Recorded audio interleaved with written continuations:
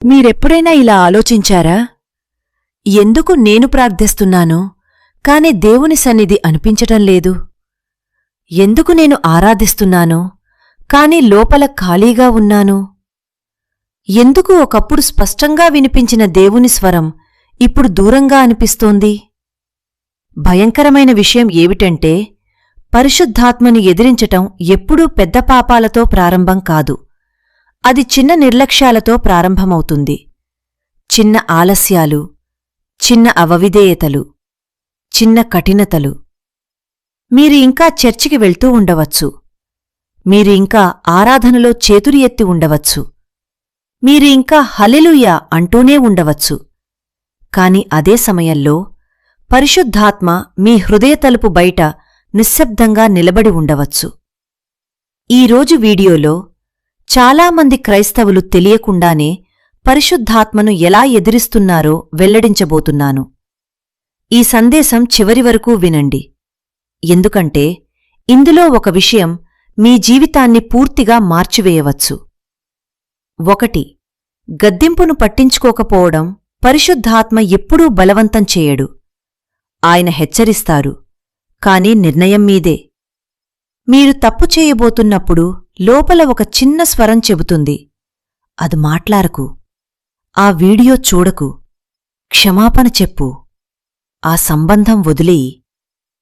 అది మీ ఆలోచన కాదు, అది పరిశుద్ధాత్మ యొక్క మృదువైన హెచ్చరిక. కాని మీరు ఆ స్వరాన్ని మళ్లీ మళ్లీ పట్టించుకోకపోతే మీ హృదయం నెమ్మదిగా గట్టిపడుతుంది. యోహాను 16 నీతిని గూర్చియు తీర్పును గూర్చియు లోకమును ఒప్పించును. పరిశుద్ధాత్మ గద్దింపు ఒక ఆత్మీయ అలారం లాంటిది. మీరు ప్రతిసారి స్నూజ్ కొడితే మీ ఆత్మ నిద్రలోకి వెళ్తుంది. బైబిల్ ఉదాహరణ: సంసోను. సంసోను మొదట చిన్న రాజీలు చేశాడు. చిన్న అవిధేయతలు, చిన్న కోరికలు, చిన్న నిర్లక్ష్యాలు. చివరికి ఏమైంది? దేవుని శక్తి తనను విడిచిపోయిందని కూడా అతనికి తెలియలేదు. న్యాయాధిపతులు 16:20. యెహోవా తనను విడిచిపోయెనని అతడు గ్రహింపలేదు. అదే అత్యంత ప్రమాదకరమైన స్థితి. దేవుడు దూరమవుతున్నాడు, కాని మనకు ఇంకా అన్నీ బాగానే ఉన్నట్టు అనిపించడం. 2. మార్పు లేకుండా సమాచారం మాత్రమే ప్రేమించడం. ఈ తరం సందేశాలు చాలా వింటోంది, కాని చాలా తక్కువ మంది మారుతున్నారు. ప్రసంగాలు, పాడ్కాస్ట్లు, కాన్ఫరెన్సులు, యూట్యూబ్ వీడియోలు అన్నీ వింటున్నారు. కాని పరిశుద్ధాత్మ ఇది మార్చు అన్నప్పుడు నిశ్శబ్దం. యాకోబు 1:22. వాక్యము వినువారై మాత్రము కాక దాని ప్రకారము చేయువారై యుండుడిడి. పరిశుద్ధాత్మకు మీకు ఎన్ని వచనాలు తెలుసో ముఖ్యం కాదు, ఆ వచనం మీ ప్రవర్తనను మార్చిందా? అదే ముఖ్యం. జ్ఞానం మాత్రమే మార్పు కాదు, వినడం మాత్రమే ఆత్మీయత కాదు. మార్పులేని ప్రకటన చివరికి మోసమే అవుతుంది. 3. పరిశుద్ధాత్మను ఒక భావోద్వేగంలా చూడడం. చాలామంది పరిశుద్ధాత్మను ఫీలింగ్లా చూస్తారు. ఆరాధన కాని పరిశుద్ధాత్మ ఒక భావన కాదు, ఆయన ఒక వ్యక్తి, ఆయన దేవుడు. ఎఫెసీయులకు 4:30. దేవుని పరిశుద్ధాత్మను దుఃఖపరచుకుడి. శక్తిని కాదు, వ్యక్తినే దుఃఖపరచగలం. చాలామంది దేవునితో ఇలా ప్రవర్తిస్తున్నారు: అవసరం వచ్చినప్పుడు మాత్రమే ప్రార్థన, సమస్య వచ్చినప్పుడు మాత్రమే ఉపవాసం, భయం వచ్చినప్పుడు మాత్రమే ఆరాధన. ఇది సంబంధం కాదు, ఇది అత్యవసర కాల్ సెంటర్, క్రైస్తవత్వం.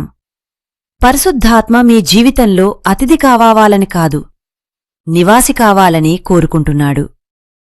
4. శబ్దంతో ఆయన స్వరాన్ని ముంచేయడం. ఈ తరం ఎప్పుడూ బిజీగా ఉంది. Phone, social media, reels, notifications, ఆందోళనలు. మన చుట్టూ శబ్దం ఎక్కువైపోయింది.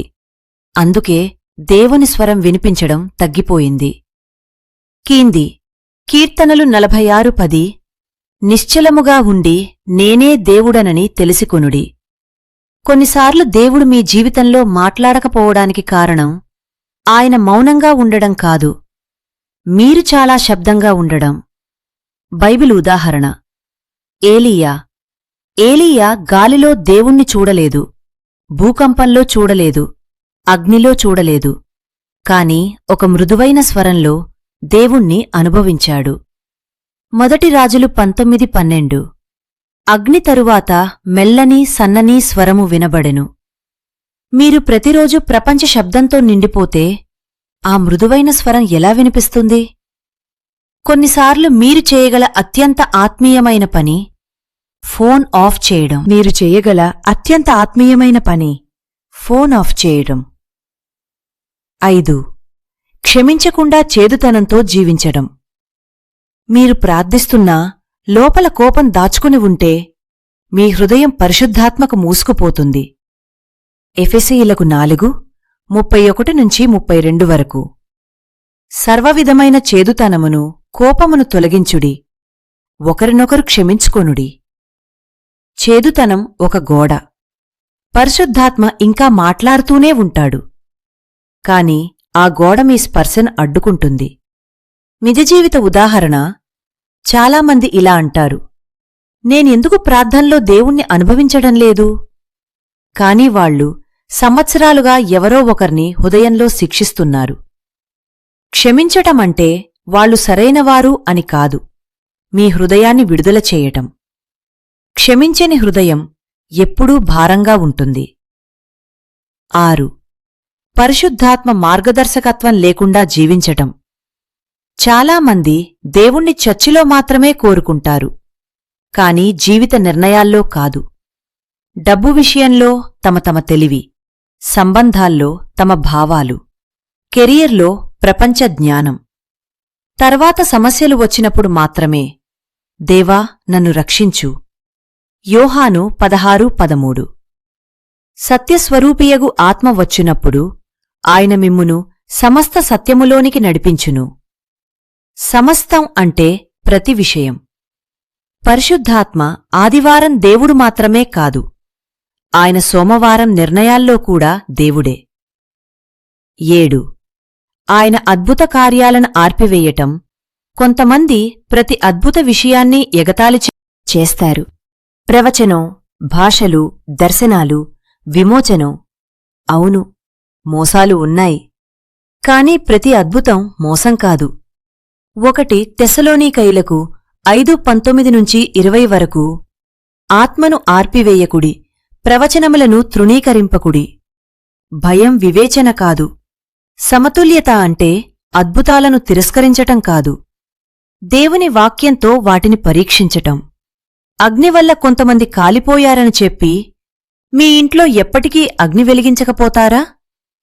ఈరోజు మీ హృదయంలో పరిశుద్ధాత్మ మాట్లాడుతున్నాడా? మీరు ఆయన స్వరాన్ని చాలా కాలంగా నిర్లక్ష్యం చేస్తున్నారా?